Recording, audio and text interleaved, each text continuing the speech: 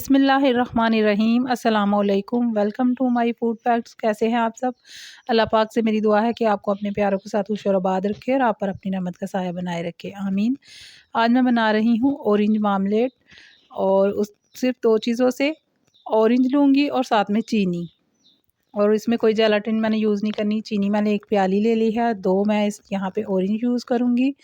और सबसे पहले ऑरेंज छील के तो इसके मैं जो कतले हैं उनके अंदर से बीज वगैरह निकाल दूँगी। फिर इसको हम ग्राइंडर में डाल के तो इसका जूस तैयार करेंगे और फिर बाद में हम जैम तैयार करेंगे। और हमेशा मैं हर फ्रूट की जैम घर में ही तैयार करती हूँ बच्चों के लिए, साफ़ सुथरी सी। बाज़ार से ला के आपका खुद भी कभी खाने को दिल नहीं करता तो फिर हम बच्चों को कैसे खाने दें। तो क्योंकि ज़ाहिर सी बात है वो लोग साफ़ सुथरे फ्रूट्स की तो नहीं बनाते, लेकिन हम तो अपने घर में जब चीज़ कोई भी तैयार करते हैं तो साफ़ सुथरे फ्रूट्स के लेके तो फिर उसकी ही बनाते हैं। वैसे भी आपने जब अपने हाथों से कोई चीज़ बनाई होती है तो आपको यकीन होता है कि हमने हाइजीनिक का पूरा ख्याल रखा है। तो बच्चों को बीमार होने से अपने बच्चों को बचाना चाहते हैं तो हमेशा साफ़ सुथरी सी घर में चीज़ें बनाएं। मैंने आपको हमेशा बच्चों के लिए घर में साफ़ सुथरी चीज़ें बनानी सिखाई हैं, क्योंकि मैंने अपने इस काम के आगाज़ में ही कहा था कि वादा है मेरा आप लोगों से कि मैं हर चीज़ आपको घर में बनाना सिखाऊंगी। तो किसी हद तक मैं इस बात पे पूरी उतर रही हूँ। आगे आप बताइएगा कि कैसा रहा मेरा और आपका साथ यहाँ तक का। अल्लाह ताला आगे भी खैरियत रखे और बेहतरी करे और हमेशा आपको साफ़ सुथरी हर चीज़ घर में बनाना सिखाऊं। तो एक दूसरे के लिए दुआ गो रहेंगे। मैं आप लोगों के लिए अच्छी अच्छी वीडियो बनाती हूँ मेहनत करके, और आप लोग मेरे लिए दुआ कीजिए कि अल्लाह आप पर भी और हमेशा हम पर भी अपना करम रखे। और जो भी मेरी बहनें चैनल अपना कुकिंग चैनल है या कोई और है चला रही हैं, अल्लाह ताला सबको कामयाब करे। हमेशा दुआ करती हूँ, आप लोग भी कीजिए। मेहनत भी ज़ाहिर है हर कोई कर रहा है, अल्लाह सबकी दुआएं कबूल करे, आमीन। अब देखिए मैंने ये उसको छील के किनों को, तो उसके अंदर से जो बीज होते हैं इस तरह टक लगा के उसमें से बीज हमने निकाल देने हैं। अगर हम हाली जूस लेंगे तो वो इतनी मज़े की थिक सी जैम नहीं बनेगी आपकी। वो सारे मैंने पीसीस करके रख रही हैं 2 किलो के। और अब इसमें हमेशा ऑरेंज मार्मेलेड में इसके छिलके भी जाते हैं बच्चों को, क्योंकि इतने तो ख़ास पसंद नहीं होते, लेकिन ये साफ़ सुथरे करके इनको बारीक कतलों में काट के जब तक ये ना अंदर जैम के अंदर हो तो मज़ा नहीं आता। और ये देखिए इस तरह आपने चम्मच की मदद से, छोटा चम्मच मैंने ले लिया है, इसकी मदद से सारा छिलका इस तरह आपने रिमूव कर देना है जो वाइट कलर का होता है उसके अंदर का। बहुत आसानी से ये काम हो जाता है। और मैंने पहले ही अच्छी तरह से धो लिए थे। ये सारा पील ऑफ कर देना आपने। ये देखिए बहुत बारीक से, हमेशा देगों में आपने देखा होगा मतंजन में ये मीठे चावलों में डाले जाते हैं बारीक कतले इसके छिलके करके।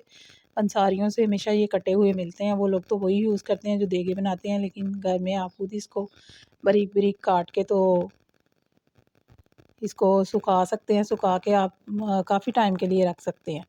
और ये जिल्द की सफाई के लिए बहुत अच्छे हैं, रंग गोरा करने के लिए भी ये छिलके इस्तेमाल होते हैं। मैं भी सुखा के रखती हूँ इनका पाउडर यूज़ करने के लिए। तो यकीनन ये इनके अल्लाह ताला ने बहुत सारे जो हमारे लिए बहुत सारी नेमतें बनाई हैं, उनमें बहुत सारे फ़वाइद भी रखे हैं। यकीनन बहुत सारे फ़ायदे हैं हर चीज़ के। तो हमें ये नेमतें इस्तेमाल करके अल्लाह का हमेशा शुक्र भी अदा करना चाहिए कि अल्लाह ने हमारे लिए, जब भी कोई चीज़ खाते हैं तो ख़ुद ही अल्लाह का दिल करता है कि अल्लाह ताला का शुक्र अदा करेंगे। अल्लाह ने हमारे लिए बहुत सारी नेमतें बनाई हैं। और इसमें विटामिन सी है, भरपूर मिकदार में होता है। और हमेशा बहुत सारे बच्चों के गले जो है विटामिन सी की कमी की वजह से ख़राब होते हैं।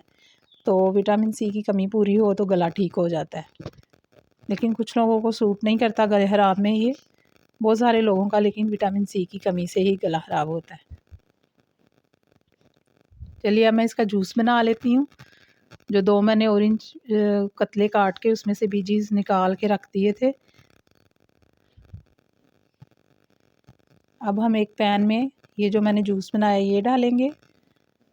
बहुत आसान जैम तैयार होती है। आप किसी भी फल को फटाफट काट के जब बच्चे ने खानी हो उसी टाइम भी बनाई जा सकती है। मैं हमेशा ही सेब की तो ऐसे ही बड़ी जल्दी सी बन जाती है, और भी दूसरे आड़ू की बनाती हूँ गर्मियों में। हर चीज़ की जैम खुद ही बनाते हैं बहुत मज़े की। और मैंने इससे पहले एक वीडियो में मिक्स फ्रूट जैम भी आपको बनानी बताई थी। कोई भी काम मुश्किल नहीं है और मैंने हमेशा इजी तरीके से अपनी बहनों को बताया है ताकि किसी को भी बनाना मुश्किल ना लगे। जेलाटिन डालने से वो बाज़ औक़ात तो होती भी नहीं है घर में, तो अगर डालें तो वो भी कोई इतना मुश्किल काम नहीं है, लेकिन आप इस आसान तरीके से अगर बना सकते हैं तो फिर क्या फ़ायदा किसी और चीज़ का। इसके बगैर भी बहुत अच्छी सी बन जाती है। हमेशा वो काम बताती हूँ कि जो आसानी से कर सकें, किसी मुश्किल में नहीं डालना चाहती अपने प्यारे बहन भाइयों को, इसलिए आसान चीज़ें बताती हूँ कि ताकि हर कोई अपने बच्चों के लिए। अब मैंने इसके साथ ही चीनी भी मिक्स कर दी थी, उसको तकरीबन 5 मिनट तकरीबन मैंने कुक किया होगा। तो अब मैंने ये जो पील काट के रखे थे ऑरेंज पील, इसको भी मैंने साथ ही डाल दिया ताकि ये साथ ही उसके नरम भी हो जाए। अब इसको पकाएंगे हम उतनी देर तक जितनी देर तक ये थिक नहीं हो जाती।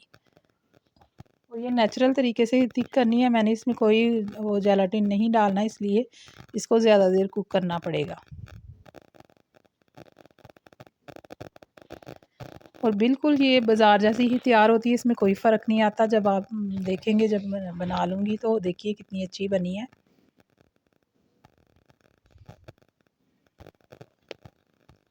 इसको पकाएंगे, इसकी कंसिस्टेंसी जब तक जैम की तरह हो नहीं जाती, इसको नहीं छोड़ना।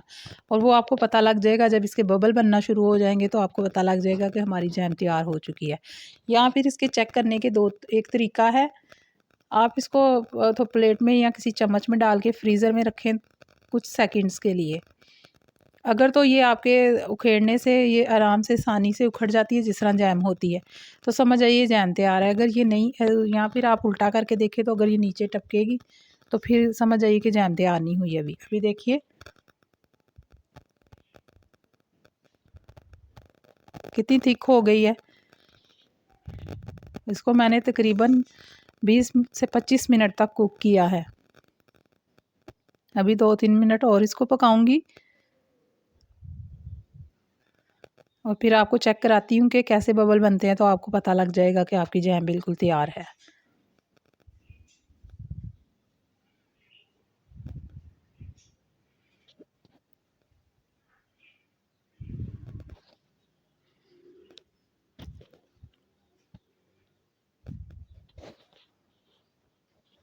देखिए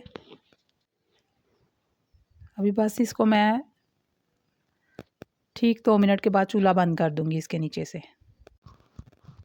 अब मैंने इसके नीचे से चूल्हा बंद कर दिया, और जब चूल्हा बंद कर लें तो तब आप आधा नींबू जो है इसमें स्क्वीज़ कर दें, या फिर 1 छोटा चम्मच आप सिरके का डाल दें। इसके डालने से आपकी जो कंसिस्टेंसी है जैम की, वो बिल्कुल सही रहती है फ्रिज में रखने के बावजूद भी। और वो एक तो वो थिक नहीं होती ज़्यादा, और दूसरा ये कि वो उसके ख़राब होने की कैपेसिटी भी नहीं रहती। तो ये मैंने इसको रूम टेम्परेचर पे पानी के अंदर किसी बर्तन में पानी डाल के उसमें रखा हुआ था, ठंडा हो गया है। अब मैं इसको जैम वाली एक खाली बॉटल है उसमें डाल के तो फिर आपको दिखाती हूँ। और एक और बात, अगर आपकी कभी जैम ज़्यादा थिक हो जाए बनाते-बनाते, तो फिर आप उसमें थोड़ा-सा ऑरेंज जूस और डाल के तो उसको 2 मिनट और कुक करें, तो वो बिल्कुल उसकी कंसिस्टेंसी बिल्कुल बाज़ार की जैम जैसी हो जाती है, क्योंकि अक्सर बनाते-बनाते आपको पता नहीं लगता वो थिक हो जाती है। ज़ाहिर सी बात है, कुकिंग में बहुत सारे तजर्बे भी होते हैं इंसान से। शुरू-शुरू में जब आप बनाना शुरू करते हैं तो हर बात का पता नहीं होता। इसलिए मैं साथ ही अगर कोई इसकी हामी भी होती है तो मैं आपसे शेयर कर देती हूँ कि अगर आपसे ऐसा हो जाए तो आप इसका इसका भी कोई हल होता है। ये नहीं है कि आपने इतनी मेहनत से जैम बनाई है तो वो उसी तरह आप घर वालों के आगे रखें। आप इसका हल भी आपको साथ ही बता देती हूँ मैं। तो ये देखिए, जैम की आप कंसिस्टेंसी चेक कीजिए, जैसी बाज़ार से मिलती है बिल्कुल वैसी ही है। और हमेशा आप जो घर में बनाते हैं चीज़, वो आपको पता होता है कि वो आपने ताज़ा फल से खुद ही बनाई है। और आप खुद सोचिए कि जब बच्चों को सुबह-सुबह आप विटामिन सी की ये जैम भरपूर, विटामिन सी से भरपूर जैम बना के देंगी, तो माशाल्लाह बच्चे सारा दिन तो एक्टिव ही रहेंगे ना। फलों की उनको जो भी उनमें विटामिन्स हैं वो सारे मिलेंगे। आप रखिए यूँ ही ख़्याल अपने प्यारों का, अच्छी-अच्छी सी डिशेज़ बना के मुझे रखिए दुआओं में याद। हज़रत अली फरमाते हैं, जब मेरी कोई दुआ कबूल होती है तो मैं खुश होता हूँ, क्योंकि इसमें मेरी मर्ज़ी है। और जब मेरी कोई दुआ कबूल नहीं होती तो मैं इसमें ज़्यादा खुश होता हूँ, क्योंकि इसमें अल्लाह की मर्ज़ी होती है। सुबहान अल्लाह, अल्लाह ताला आप सब पर और हम सब पर अपनी रहमत फ़रमाए। अल्लाह हाफ़िज़।